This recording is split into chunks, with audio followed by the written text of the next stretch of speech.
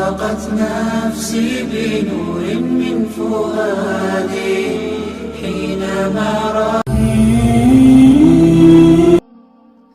پانچ نمازوں میں سے سب سے اہم نماز فجر کی ہے۔ جو شخص سورج نکلنے سے پہلے اور سورج ڈوبنے سے پہلے کی نمازیں یعنی فجر اور عصر پڑھتا ہے وہ ہرگز جہنم کی آگ میں داخل نہیں ہوگا۔ فجر کی نماز جنت کی ضمان ہے۔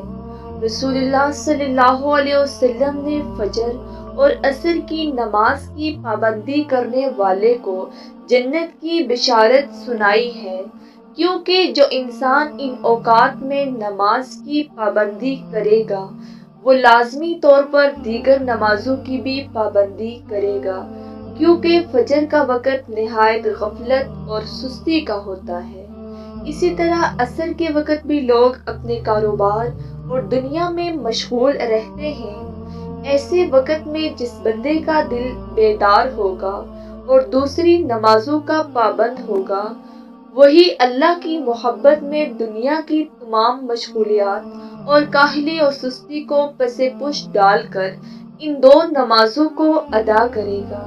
اسی بنا پر اس کی پابندی کرنے والوں کو جنت کی بشارت دی گئی۔ اللہ تبارک و تعالی صبح صادق سے لے کر طلوع آفتاب تک مخلوق کے لیے رزق تقسیم کرتے ہیں، یعنی جو لوگ اس پورے وقت میں غافل رہتے ہیں وہ رزق کی برکت سے محروم رہتے ہیں۔ اس حدیث سے یہ بات معلوم ہوئی کہ یہ ممانعت صبح صادق سے لے کر طلوع آفتاب تک پورے درمیانی وقت میں سونے میں ہے۔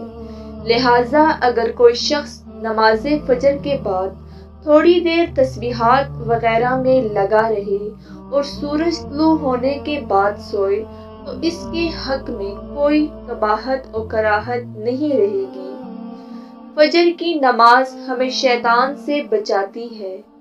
نبی اکرم صلی اللہ علیہ وسلم نے فرمایا، جو بھی صبح کی نماز ادا کرتا ہے وہ اللہ غالب اور عظمت کے تحفظ میں ہے۔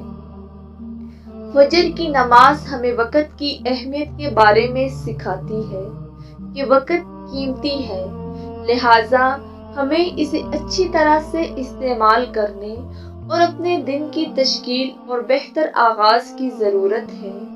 فرشتے بھی ان لوگوں کا مشاہدہ کرتے ہیں جو فجر اور عصر کی نماز پڑھتے ہیں۔